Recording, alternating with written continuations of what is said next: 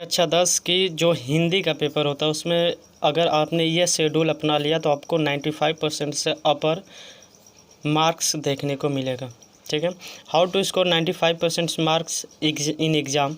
आपको UP board बात करते हैं हम, कौन सा बोर्ड के लिए, तो यूपी बोर्ड के लिए बात करते हैं। ठीक है, यूपी बोर्ड के लिए बात करते हैं, BOARD यूपी बोर्ड के लिए बात करते हैं। बस आपको 1 या 1.5 महीने की ईमानदारी से मेहनत चाहिए। ठीक है, जो पद्य का होता है, जो गद्य का होता है, जीवन परिचय जो फिक्स पैटर्न है कि यही आना है, उसको हम डिस्कस करेंगे। देखो, जीवन परिचय जो गद्य का पूछता है वो कौन कौन सा पूछता है, तो रामचंद्र शुक्ल के बारे में, जयशंकर प्रसाद, राजेंद्र प्रसाद, रामधारी सिंह दिनकर, जयप्रकाश भारती। 2 नंबर का जीवन परिचय होता है इनका और 1-1 नंबर का इनकी रचना होती है। तो आपको ये पाँचों ध्यान से देखना है और इसी को याद करना है, बाकी सबको छोड़ दो। यानी रामचंद्र शुक्ल, जयशंकर प्रसाद, राजेंद्र प्रसाद, रामधारी सिंह दिनकर, ये 4 बहुत ज़्यादा इंपॉर्टेंट है। बस आपको कितने दिन मेहनत करनी है, तो 5 दिन मेहनत करनी है, 3 नंबर आप यहाँ से ले सकते हैं। ठीक है, दूसरा जो आता है पद्य में, तो पद्य में जो आता है हमको सूरदास जी के बारे में याद करना है। तुलसीदास, महादेवी वर्मा, मैथिली शरण गुप्त, सुमित्रानंद पंत, ये पांचों बहुत ज़्यादा इंपॉर्टेंट है। हर एक सेट से इसमें क्वेश्चन पूछा गया है। ये भी सिर्फ 5 दिन की आपकी मेहनत है, 5 दिन में आप 3 मार्क्स यहाँ से भी अचीव कर सकते हैं। ठीक है, दूसरी जो पॉइंट आता है कि संस्कृत में अनुवाद, बस आपको क्या तैयार करना है, श्लोक तैयार करना है, 2 मार्क्स यहाँ से देखने को मिल जाएगा।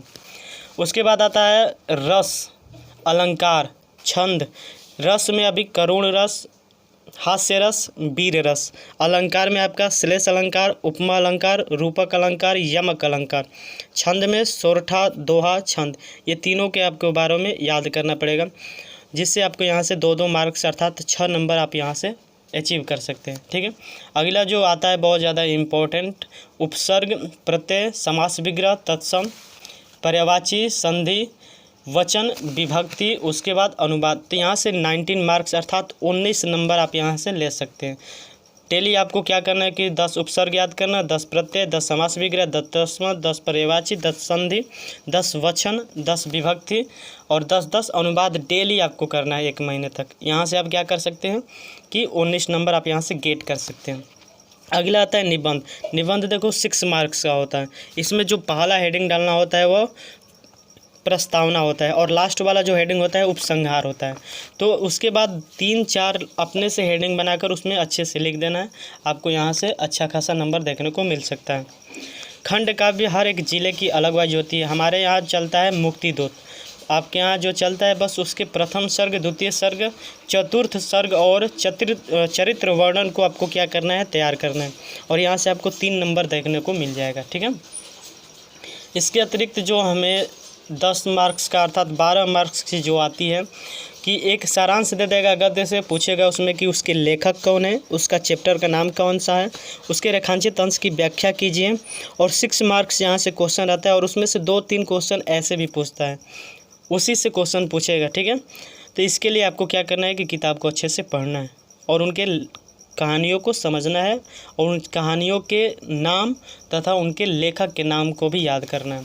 ठीक उसी प्रकार पद्य का होता है, पद्य में भी लेखक आ गया, चैप्टर आ गया, रेखांकित अंश की व्याख्या, यहाँ से भी 6 मार्क्स का आपको होता है। ठीक है, संस्कृत की बात कर लेते हैं, तो संस्कृत में आपको क्वेश्चन आंसर भी देखने को मिलेगा, 1 या 2 का क्वेश्चन आंसर देना रहता है, या आपको श्लोक, कहानी, श्लोक आ जाएगा उसका हिंदी में अनुवाद करना होता है, या कहानी रहता है उसका हिंदी में अनुवाद करना होता है, या आपको श्लोक दे देगा पूछेगा कि उसके चैप्टर का नाम बताइए, या कहानी दे देगा पूछेगा इसके चैप्टर का नाम बताइए।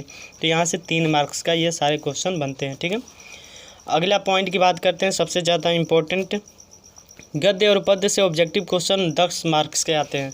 इसको तैयार करने के लिए आपको श्योर सीरीज लेना पड़ेगा और उसके जो सामने 10-10 जो बहुविकल्पी दिया रहता है उसको आपको तैयार करना पड़ेगा। यहीं से एग्जामिनर को आपको किताब को जांचने में अट्रैक्टिव होती है। अगर ये 10 क्वेश्चन आपके सही हो तो एग्जामिनर आपको अच्छे से 90 या 95 के करीब मार्क्स दे देते हैं।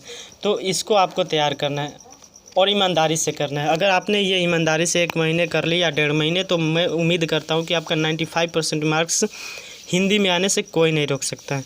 मुझे उम्मीद है कि आपको ये वीडियो समझ में आई है। अगर आप हमारे चैनल पर नए हैं तो सब्सक्राइब कर लीजिए और अपने दोस्तों में शेयर कर दीजिए। Thank you so much for watching me this video.